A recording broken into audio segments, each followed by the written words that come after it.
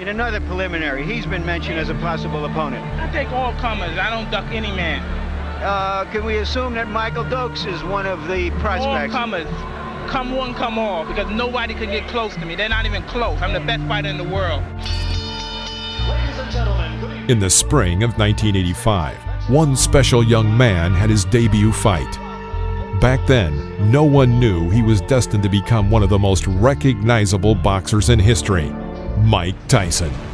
He broke into the ring, demolishing one opponent after another on his path. His youth, speed, and powerful onslaught made his fight spectacular. In this episode, we will show you the destructive power, the lightning speed, and the malicious aggression of the legendary Mike Tyson. There's never any doubts in my mind because I'm the best in the world. Even though a lot of you don't like to hear it, it's fact. I'm the best. You know what I mean? Sometimes I don't want to believe it myself, but it's the truth. I'm the best.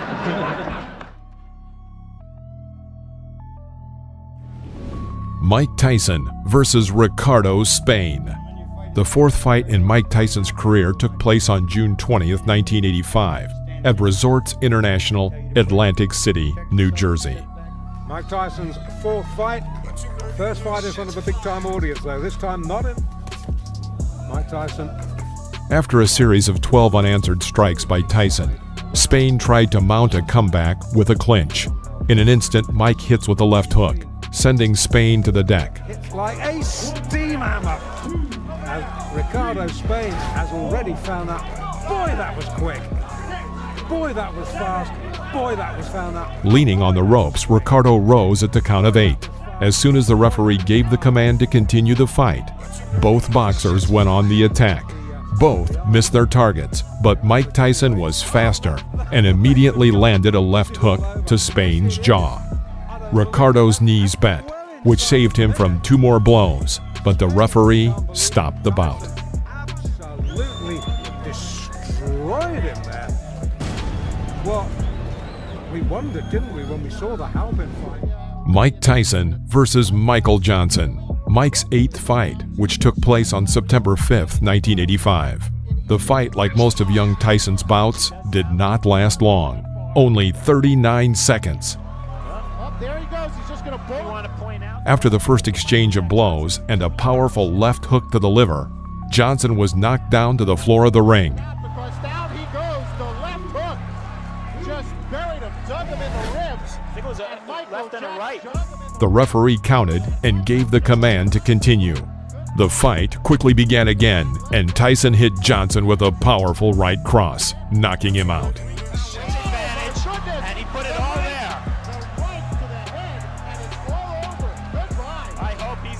Because that was a brutal, wide-open punch. He did not have his guard up, and Mike Tyson just... Mike Tyson versus Robert Coley.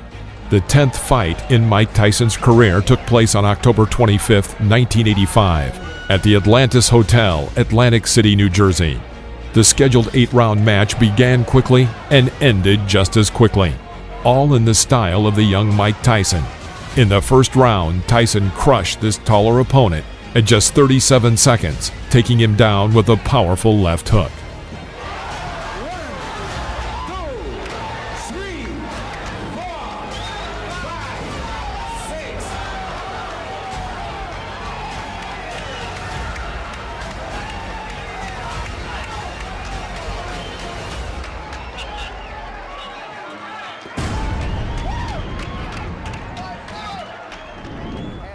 Mike Tyson versus Eddie Richardson.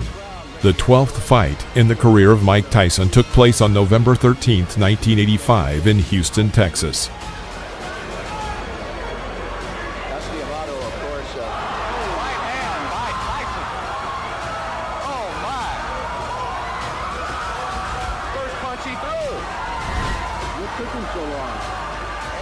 There were a lot of spectators in the hall.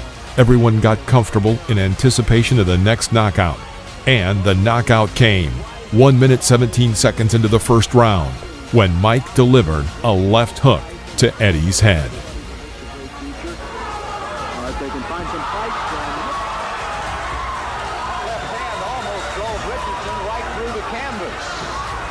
Not only knocked him down, but he absolutely it's over. I see right now a major flaw and problem in Mike Tyson's career, and that's going to be to have a fight that lasts long enough. Mike Tyson versus David Jaco. The 16th fight in Mike Tyson's career took place on January 11, 1986, at the Plaza Convention Center, Albany, New York. Each time Tyson tried to develop a new attack, Jaco would resort to a clinch, apparently hoping to tire him.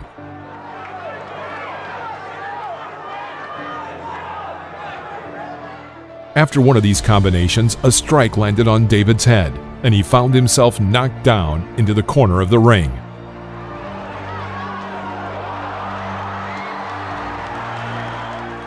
The blow was not too strong, and David found the strength to rise. Tyson, as in previous battles, immediately rushed to finish off his opponent. Moving like a pendulum in front of his discouraged rival, he throws out another left side strike and again puts David on the floor of the ring. Tyson himself, probably tired of hitting so much, seemed to slow down the fight, now aiming for a single hit to end the match. Having missed a monstrous left hook, he immediately strikes with a right cross to Jaco's head. David is back on the floor. The referee had no choice but to stop the fight due to the 3 knockdown rule. Mike Tyson versus William Hosea. After 2 10-round battles against James Tillis and Mitch Green, Tyson denied any skepticism that he lacked stamina.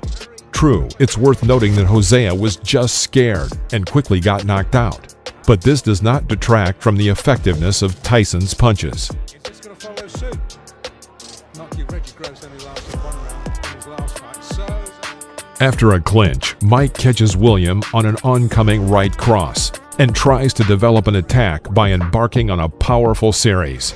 Most of the blows glanced, but from the sheer number and the heavy pace, Hosea falls to the floor of the ring. and down. The crowd, as you would expect for the local boy, He clearly was not eager to continue the fight and deliberately did not rise before the count of 10. The referee stopped the fight. well, I thought he did. Jose. Mike Tyson versus Lorenzo Boyd. The fight took place on July 11, 1986 in Swan Lake, New York. This fight was one of a series of fights that Tyson held in the summer of 1986, already on the outskirts of a battle for the championship title. Boyd, a normal, average boxer, could not mount a serious resistance and as a result was knocked out in the second round. Entering close range, Boyd tries to break through Tyson's defense, but to no avail. Mike himself, having waited a moment, inflicted a powerful right uppercut, but the overshot missed.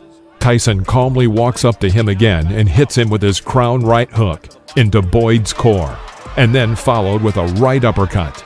Lorenzo falls to the ring floor. The count is 5. The count is 6. The count is 8. He will not get up. It's over. Sam, show me what heavyweight throws punches that quick. Those were 2 right hands, 1 to the body, and you snap your fingers. It was turned into, I believe it was a right. Mike Tyson versus Marvis Frazier. In July 1986, Mike met with Marvis Frazier, the son of the famous heavyweight champion Joe Frazier. The son of the great Joe was far from being as strong as his father, who was his coach and manager.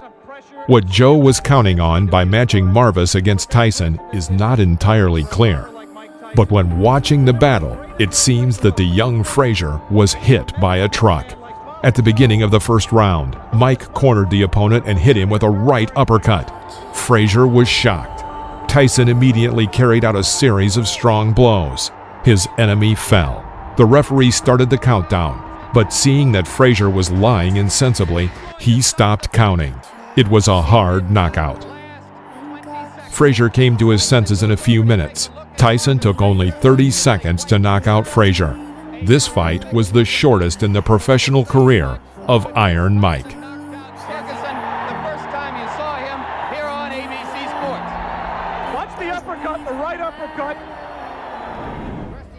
Mike Tyson versus Alfonso Ratliff. The fight against Alfonso was the last for Mike before the fight for the champion title with Trevor Berbick. Tyson quickly figured out his rival, demonstrating the brilliant technique that distinguished him in his early years in the professional ring. After waiting a moment, Mike dodges to the left and throws a powerful left hook into Ratliff's jaw. Alfonso falls onto the ring floor. And there was a left hand, and Ratliff will sit it out. Climbing to his knee, he waits until the referee counts to 9 and gets up. Mike Tyson rushes to finish and shoots a series of 8 hits. Ratliff finds some relief in a clinch. After the referee breaks the clinch, Tyson begins beating Ratliff near the ropes. Can the man finish? And Tyson has left little doubt about that so far. Right hand, that should be just about it. Davey Pearl looking very closely. And that's all. It's over.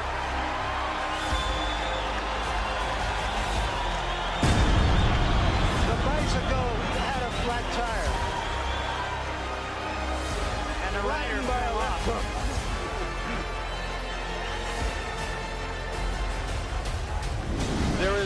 Mike Tyson versus Pinklin Thomas. The battle took place on May 31, 1987.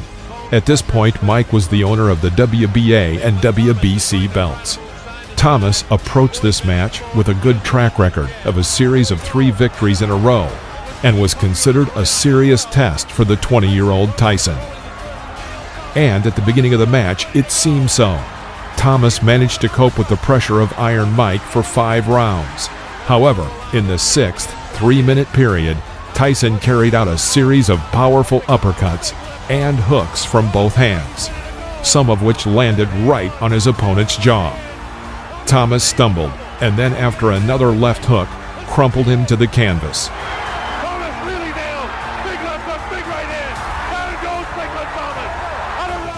He did not have time to get up before the end of the count, and the referee stopped the match. It's worth saying that before this fight with Mike Tyson, Thomas had never been knocked down. Did not stop a championship fight. I think he counted him out. I'm not sure if that's going to be scored as a TKO or a knockout. I think he may have counted him out. We'll have to wait and get him. Mike Tyson versus Tony Tubbs. The battle took place in the spring of March 1988. In this fight, Mike defended his title of absolute world champion in the heavyweight category. The fight did not last long, ending in the 2nd round with just one but very powerful left hook. Tubbs is hurt. Tubbs is hurt badly. It was a left After such a devastating blow, Tubbs could not even rise when the judge counted to 10. Jumped in the ring. The fight is over. with stunning swiftness. Mike Tyson versus Frank Bruno. The time of this fight just coincided with a difficult period in the personal life and career of Iron Mike. As for personal difficulties, he was in the process of divorcing his wife, and in his career, litigation with promoters. Tyson had very little time to prepare for the upcoming battle, only a couple weeks of full training. From the very first seconds of the battle, Mike carried out an effective attack, after which Bruno was on the canvas. It was a knockdown. Bruno's already tagged with a right hand. And there goes Bruno for the first fight. The first right hand that got him. He was down. Bruno managed to recover and continue the fight, sometimes showing good boxing. Mike is just looking for an opportunity to come. It all ended in the 5th round when Tyson struck a series of punches, from which Bruno was thrown to the ropes. It was there that Mike began to continuously beat him, and it stopped only when Bruno's team threw in the towel. Richard Steele has moved in and has stopped the fight. It's all over. Michael Tyson wins on a 5th round TKO. Mike Tyson versus Henry Tillman. This was the first fight that Tyson had after losing to Buster Douglas. In June, Mike met with this amateur offender, Henry Tillman, who in 1984 got in his way on the U.S. Olympic team. Whether the fight goes past 2.5 rounds or less than 2.5 rounds here in Las Vegas. No one had any doubts about Tyson's victory, but the fact that Tillman was terribly intimidated reduced the fight to the first round. One spectacular punch, and Tillman was down for the count. He should be doing a lot more movement than he is now. He's allowing Mike Tyson to trap him in the corner.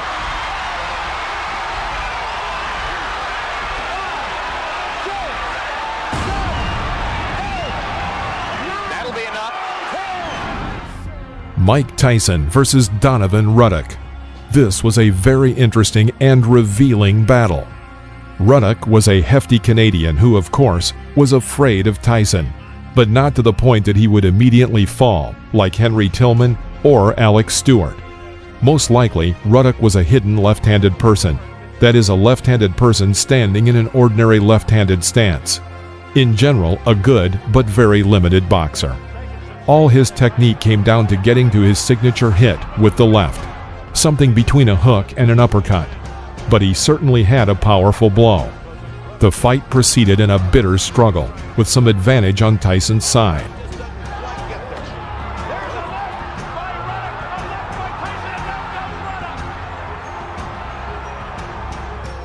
In the 7th round, he hit Ruddock's jaw with a left hook. Ruddock staggered and leaned on the ropes.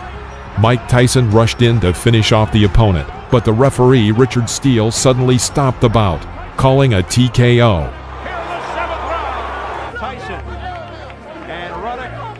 The decision was very controversial. After the battle stopped in the ring, a brawl began. After the intervention of the security guard, the fight was stopped. Mike Tyson versus Buster Mathis Jr. The battle took place in December of 1995. Mathis held his defense and avoided Mike's punches well, but this did not last long. In the 3rd round, Tyson sent Buster Mathis to the floor with a right uppercut. Mathis did not have time to rise before the count of 10, and the referee called a knockout.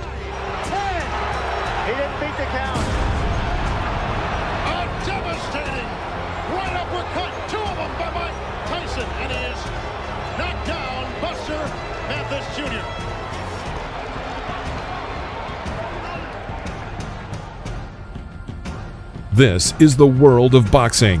Thank you for watching. Please press the like button and comment below, as well as subscribe to the channel so you won't miss any new episodes about legends of the past.